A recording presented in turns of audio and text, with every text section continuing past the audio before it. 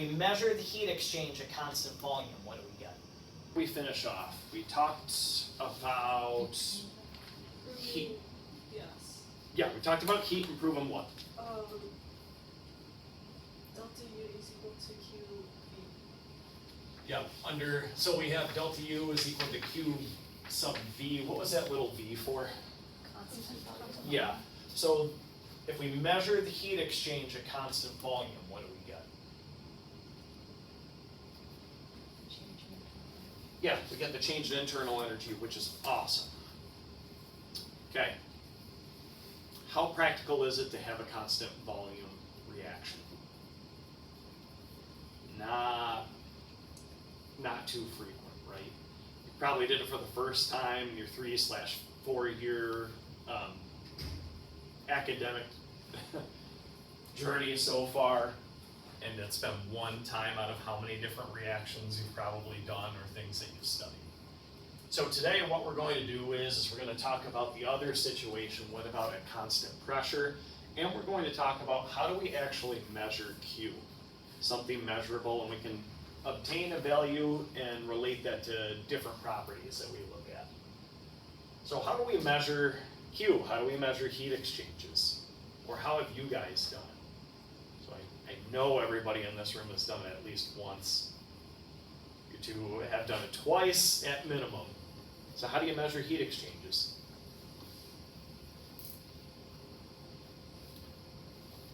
What'd you do in Gen Chem? Styrofoam cup. Yeah, styrofoam cup.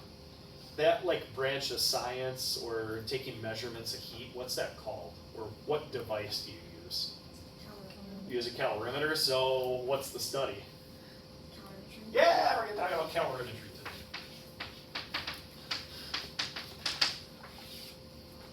So basically using a type or a device to measure heat exchanges. And there are a couple different types, but they all fall off the same principles. You guys in biochem, you haven't talked about differential scanning calorimetry, right? Okay, that's often used a lot of times, especially in pharmaceutical industries, to figure out basically delta U, delta H, and a couple other things so they can figure out protein binding, if something wants to be an inhibitor, or what are the 3 classes of drugs? Did you talk about that yet? Like you have inhibitors. Did you talk about that at all? Yeah, what's the other ones? There might be more than 3. Like competitive and non-competitive? Yeah, non-competitive, yeah. So, and like within there are mixtures of those two, competitive and non-competitive sometimes also. So you use that form of calorimetry to figure out what type of inhibition you have too for drugs. But really there are 2 main types.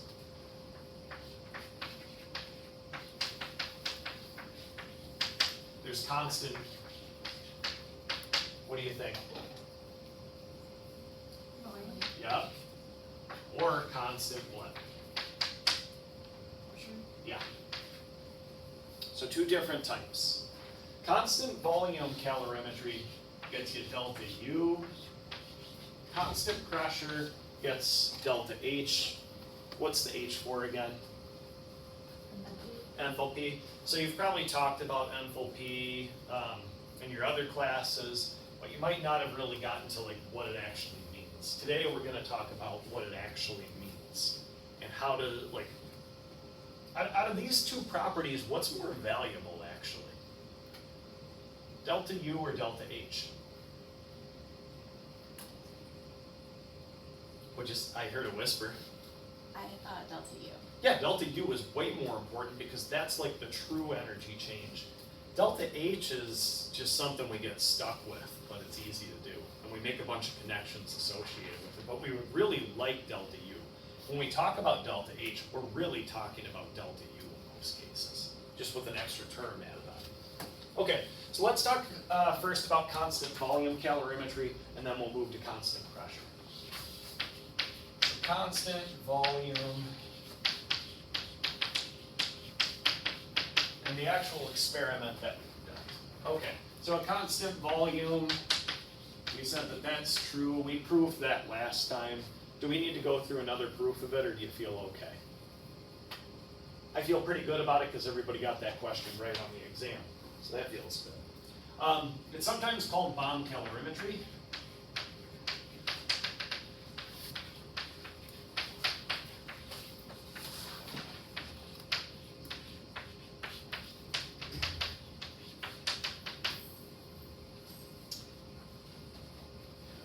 Those who have done this, why is it called a bomb calorimeter? Because it's a bomb. Yeah, it's literally a bomb. Okay, what? great day to be recording this. What do you need to make a bomb? So I have a friend who worked at Lockheed. Well, he still actually I don't know if he still does. He worked at Lockheed Martin, and his whole thing was he wanted to make the most devastating bombs he possibly could. That was like his goal. He really liked it. Has anybody watched Oppenheimer yet? Okay, handful of people. There was an explosive experts there where they were like trying to figure out, okay, if they make an atomic bomb, how big's the blast radius gonna be? And like the guy made munitions, like that was his job, and he studied it. But when it came to the atomic bomb, he was like, I don't know, we could be in a completely safe zone or we're all dead. But people study a lot of that, and there's a ton of money associated with it. But he wanted to study that. My whole life through redneck engineering, I feel like I could have worked at Lockheed Martin. What do you need for a bomb? In its most simple form. Just combustion. Yeah, you need a combustion. Okay, so we got to have a combustion reaction.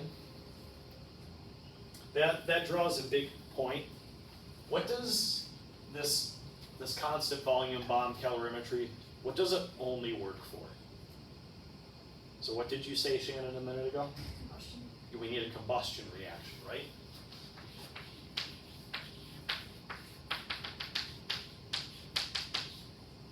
So what's the downside to needing we're conducting a combustion reaction. What's the downside to that? What are we limited to? Like if we want to study, I don't know, like I want to study, let's say tungsten. Tungsten has the highest melting point out of all the elements on the periodic table that we know of so far. I want to study calorimetry associated with tungsten. Is that a really good idea? Lily shaking her head, no, why not? It's going to be really hard to reach the temperatures needed. Yeah, it's going to be really hard to reach the combustion or ignition temperature there, right? It's probably not going to happen. So what does that mean if we want a combustion reaction to happen here? What are we limited to? To be a little more explicit than that, like about the samples, I guess I'm asking. Samples with low or semi-low ignition points or flow Yeah. points or whatever. Yeah, we gotta get to low ignition temperatures, low ignition points, stuff that will actually react with oxygen. So we're limited by this. Okay, so we do need to make a combustion reaction happen. So okay, here's my sample of combustible material. What else do I need for a combustion to happen?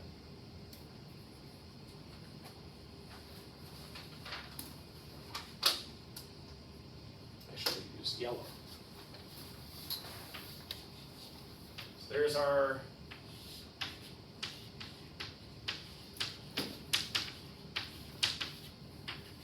combustible material. What else do I need to make a bomb? Oxygen. Yeah, you need oxygen hanging around. Okay, that's gonna get us the fire. What do we need to make the bomb though? Pressure. We gotta build up pressure. Right now, if we let this reaction happen in an open environment, besides the flame, is it really dangerous? Not really, it lights up. People have campfires all the time. What would make this situation dangerous? You said pressure, how are we gonna build pressure here? Enclosing it? Yeah. You enclose a combustion. Now it's dangerous, because that pressure needs relief, right? The way that most munitions work is they have other, like particle, shrapnel, either the container that's holding the reaction will break apart into little pieces, and so as that pressure is relieved, it shoots into people, or you put stuff on the inside associated with it. We do not want to do that. What we want to do is study the heat that's being given off here. Okay, we want to make sure our bomb is safe, it doesn't blow up and hurt us, so what would we do to this vessel? Insulate it? Yeah, we're gonna insulate. We're gonna make it out of a really durable material. We're gonna make it out of, if we're gonna make it out of steel, it's going to be very thick. Okay. Shannon and Serena, you guys have dealt with the bomb calorimeter. What do you know about that reaction vessel? Or how would you describe it to people? Heavy. Yeah, heavy. It is surprisingly heavy. When you go to pick it up, most of the time in Gen Chem, I usually leave it right there and I ask somebody to go pick it up. And they'll go like, "Ugh," and they just don't expect it. We've all probably done something similar to that, where you either think something's gonna be really light and you go to pick it up and you misjudge it, or you think it's gonna be really heavy and you like fling everything everywhere. So yeah, we want this to be a strong material. Okay. Well, what do we need to measure a heat exchange? Does anybody remember any equations from general chemistry on how to calculate Q? Yep. M times C times what? Yeah, delta T. Okay. What are these things? Mass. Actually, we're gonna change that to an S. It's the same thing. But what was that thing? Specific heat. Yeah, specific heat, and delta T. Change in temperature. Change in temperature. Okay. I want this reaction to happen. What do I need to measure actually though? Yeah, I need to measure the temperature. Well, is it a good idea if I just like plunk something down in there? No, then you create the problem again. I liked how everybody giggled at it though. So what are we gonna do here then? We gotta measure a change in temperature. What would you suggest to do?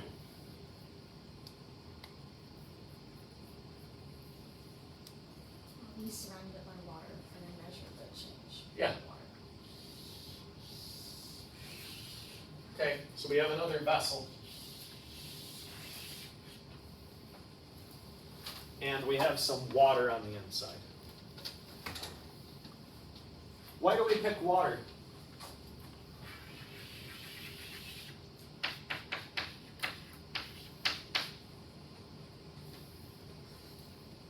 Give me some reasons.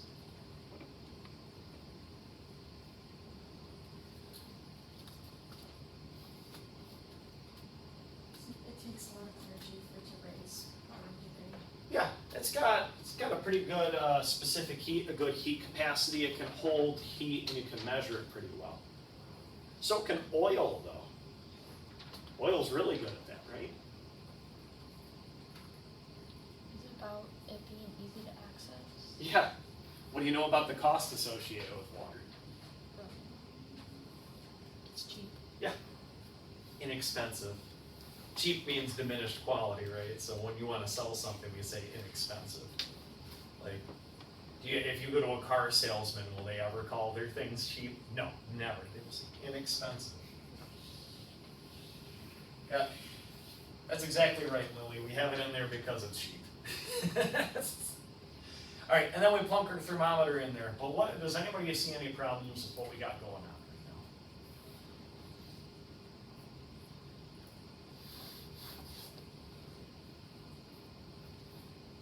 What type of system do I have right now? I have an open system. Is that ever good if you want to study thermodynamics? No. So let's do a little bit better. Let's make it a closed system. How do I make it closed? Put a lid on it. Yeah. lid. Okay, now I have a closed system. Is that great to study thermodynamics with? It's better than the open system, but is it really good? What do we want to try to get to? We want to get to an isolated system. How could we make that an isolated system? Yeah, insulate it, or try our best to insulate it. So what you do,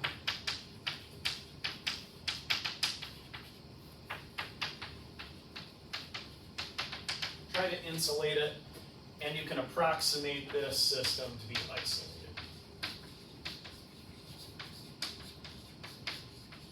Is it truly isolated? No, if you do this bomb reaction, the heat will dissipate into the water, and eventually the heat will leak out of this system, either through that little vent where you're plunking the thermometer in, or just by the nature of it sitting around, right? Okay.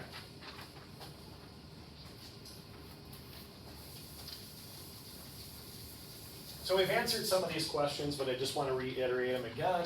So first question, how do we measure Q, the heat exchange? So how are we going to measure or calculate that?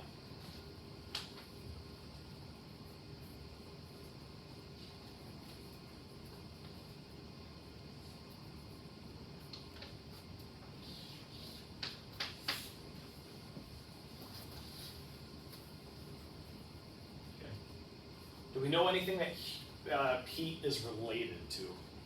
It's not exactly the same, but it's related to. Yeah, it's related to changes in temperature, right?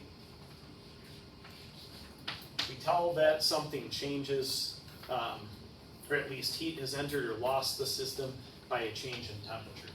Okay, we have that little Jesus fish, the proportionality, we want that to go away. What are we gonna do to make that an equal sign? Or what have we always done? Add a constant. This time the constant is not K, it's C, which makes sense. I think the K must come from German. Does anybody know if constant in German starts with a K? Probably, a lot of things in German. Yeah, everything's from that one little interesting spot in Vienna where all the science was happening until like the wars started happening, and then spread out quite a bit. Okay, this C, this is known as the calorimeter constant.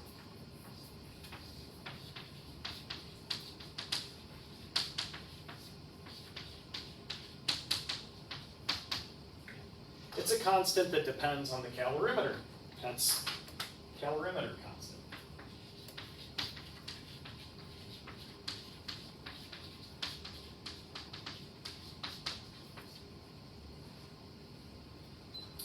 Every calorimeter has its own constant. So the one that we use here will not have the same calorimeter constant if you go somewhere else and utilize theirs. Why?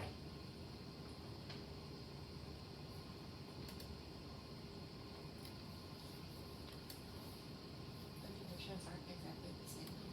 Yeah, can you be a little more explicit on what conditions you mean? Like the volume, like of the calorimeter, the outside temperature, something like that. Yeah, so even though they're all made in a factory, is everything the exact same that comes out of a factory? No.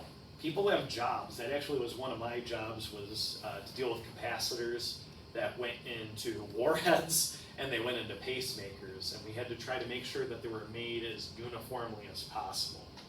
And after working in that industry, what I would say is it is amazing that people with pacemakers are alive because of the amount of variation that goes even into the electrical components. So everything isn't the same.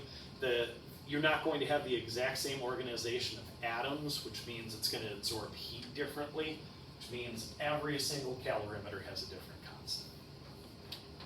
Okay, Let's try to find out what the units of C are.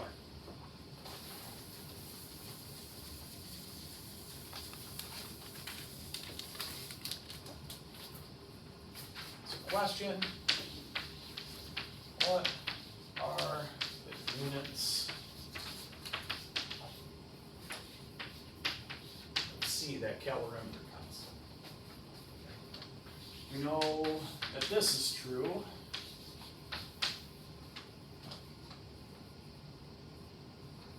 We want to find C, manipulate this equation around what's C equal to? QB over X. Yeah. Okay, let's start plugging in some units. What's the units of Q? Or what are the units of Q, excuse me? Yeah, joules. Delta T, what will that be? Kelvin or degrees C, one of the two. A lot of times people get lazy and just do C. The beauty between changes in temperature between Celsius and Kelvin, they're really the same thing, right? It's just that actual value that matters. Okay. You guys want to look at an example utilizing this information? Okay. Our example will have to deal with figuring out this calorimeter constant. So I said every calorimeter has a different constant associated with it. So if you wanted to figure out what is the constant for your calorimeter, what would you do?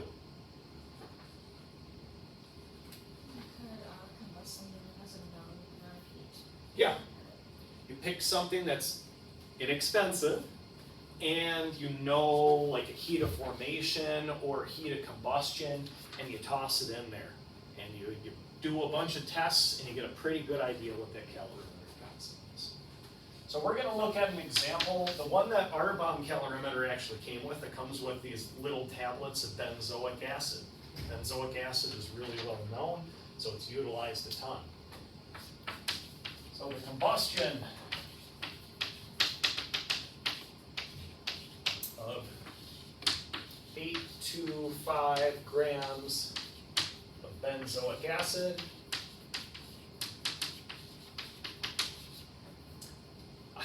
I don't know why I picked like this small thing. I'm going to fill up this entire side with text, I'm sorry. C7H6O2. Does anybody know what benzoic acid looks like?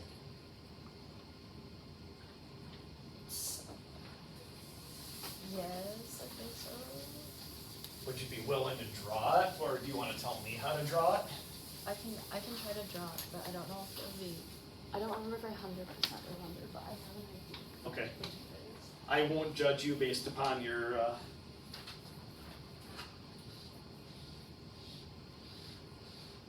Oh, that's a good hexagon. Thanks, because I know. All the abuse from organic. And Dr. B used to measure. Yeah, Seriously? Yeah, just they weren't symmetrical enough. That's She would exactly take off right. points. I was like, oh yeah, they We do. would lose points for like if certain sides were longer than others, but she didn't actually measure. That's awesome. I was like, you have to realize, like, that explains a lot. They do have like organic chem paper where I've like seen those. you know where you have graph paper and it's all little squares. It's just repeat hexagons. That's And I'm like, awesome. that would have been so nice to have. Yeah. Okay, so we combusted this amount of stuff. Good job, Lily, getting the right structure. I always like to have structures in my head because then I care about what I'm doing then, which is a weird thing too. So we have this much benzoic acid. After we combusted, it gave a temperature rise.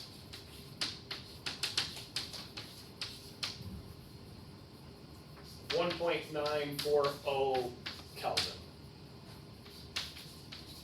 The internal energy of combustion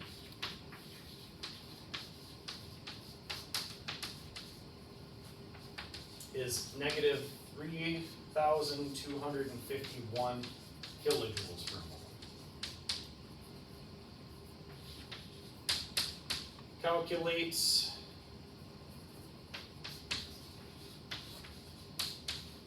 parameter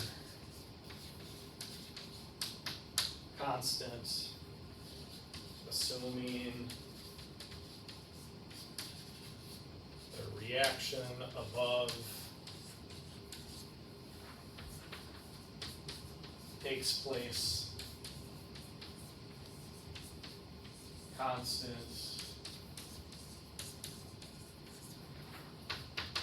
in an isolated system.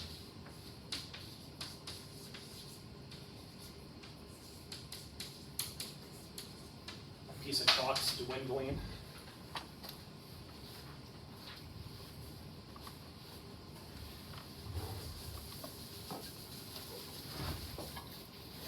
Okay.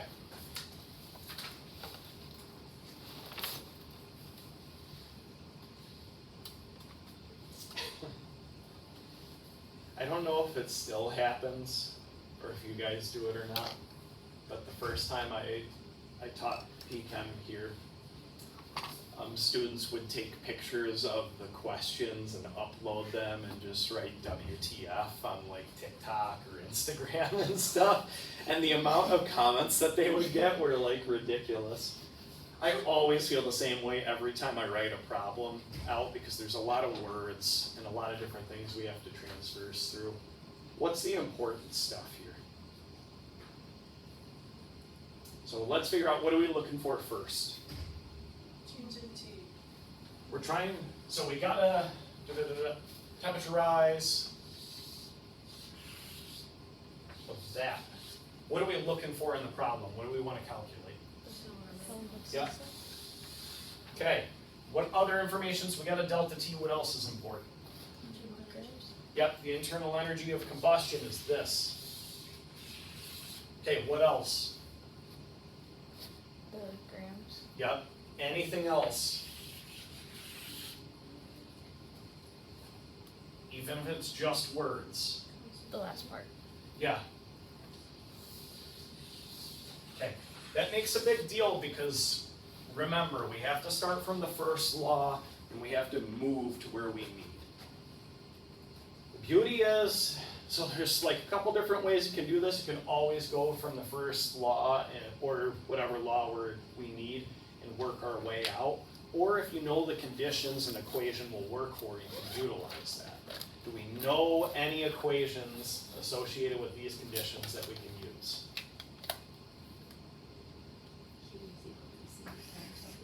Yeah, there we go. All right, because what does that little v mean? Constant volume, and what are we assuming about our system? It's isolated. I know those seem like little lawyer stars that are tacked on, but they are important. Just like when you sign for a house or like a car or anything, you want to know those little stars. Same thing here. Okay, let's manipulate this around. What are we solving for? C. Yeah, we want C. C is equal to what?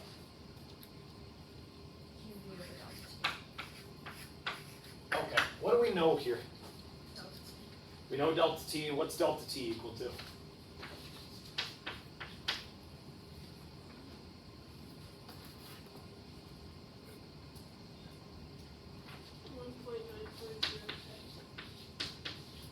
Okay. Now, is this a positive or a negative? Are you sure? No, Why not? because Because I asked the question. the surroundings are increasing, so the system is losing temperature. Not, remember, difference between heat and temperature, right? Yeah. Okay. So temperature's raising. Okay, I gave it away. What's the value of delta T? Positive or negative? Positive. Yeah, we have a rise in temperature. A lot of times you're gonna get stuck and you're gonna be like, is it positive or a negative? And it does make an impact, right? Okay, what else do we need to calculate?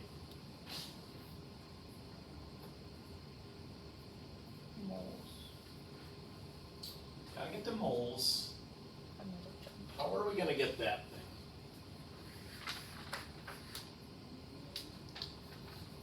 Find the molecular weight Yeah, okay, so where do you wanna start, Lily? with. I have the grams of benzoic acid, and then I did Uh-huh. 1 mole over 122.105 grams, because that's its weight. Yep, okay, so, good work. Why are you trying to get to moles? So then you can use the internal energy of combustion and figure out how much should be given off from this amount of benzoic acid. Yeah, exactly. So when you determined that, like, did you just have a feel that you needed to go that way, or did you see like the pathway? I don't know how to explain it. That's okay. Intuition's really good. What units gotta go in this denominator to cancel that guy out? Moles. Yeah. And what'd you say goes up top? It'll be the negative 3,251 kilojoules, right? We're going to leave the negative sign off because in this case it doesn't really matter. What you do care about with the calorimeter constant, you want to know if heat's moving in or out of the system, and really you have to think about what's happening. So since it's a combustion, and that little block of combustible stuff was our system, what will the Q always be for a bomb calorimeter? We consider Q a system. Yeah, it'll always be a negative value, because if it doesn't, the combustion hasn't happened, right? Okay, 1, and then we had, what was it, the 3, 2, 5, 1?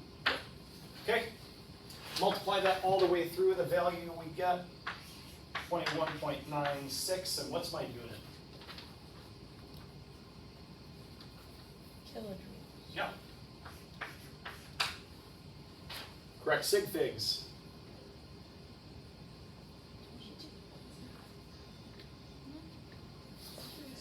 3 sig figs. Round this thing, what should it be? 22.0. Yeah. Okay, great. What now? Yeah, we can get it to joules.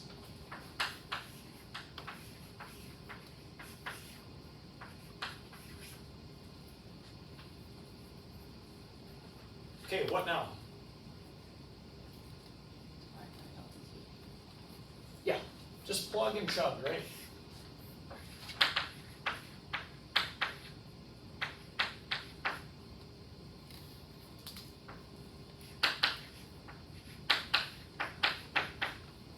Value I calculate, 0.13 is 10 to the 4th joules.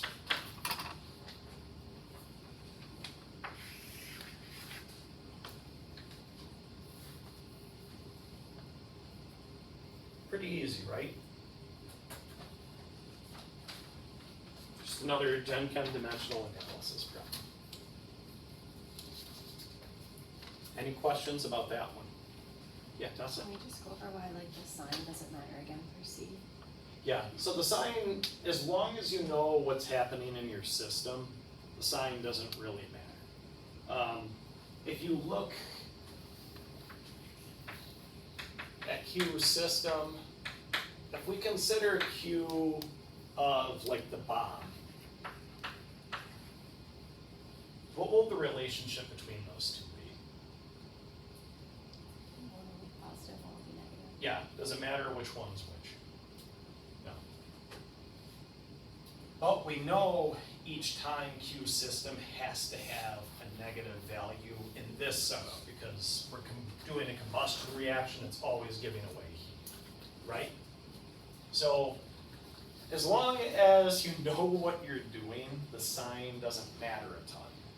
This is also really confusing because sometimes people put signs on these things, sometimes they don't and say worry about your own problems.